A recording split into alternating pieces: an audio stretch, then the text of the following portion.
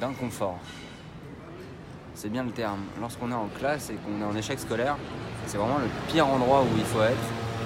Tout le reste, ça devient le paradis.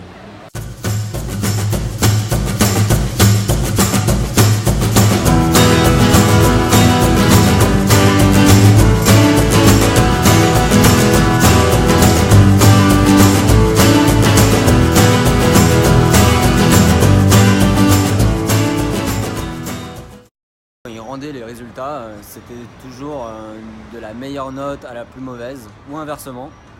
Mais du coup, quand c'était de la meilleure à la mauvaise, on avait le stress d'attendre jusqu'au dernier, jusqu'à savoir son résultat assez chaotique.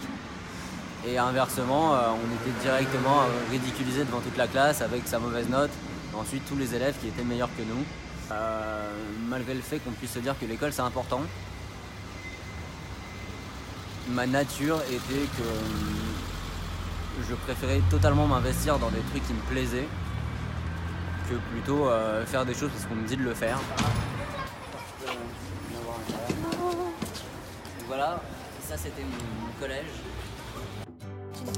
Ça me paraît beaucoup plus petit qu'avant.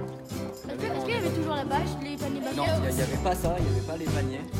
Parce qu'en fait on enlève quand tu peux pas. Ouais, mais la salle que je préférais, c'était la salle de technologie parce qu'il y Allez, avait des ordinateurs et moi j'étais un petit geek. Ok, allez.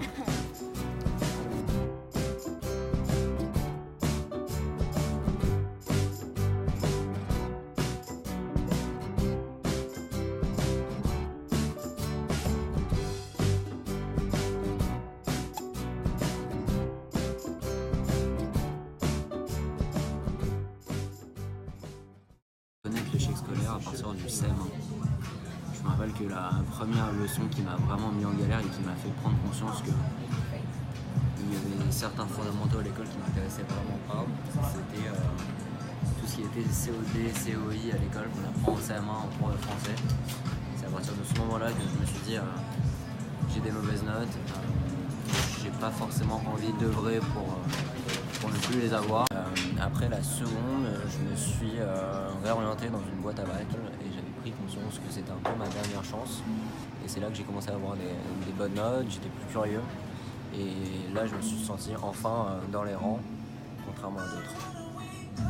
Par j'ai eu la chance de pouvoir trouver un environnement beaucoup plus personnalisé, beaucoup plus familial, qui me convenait bien plus.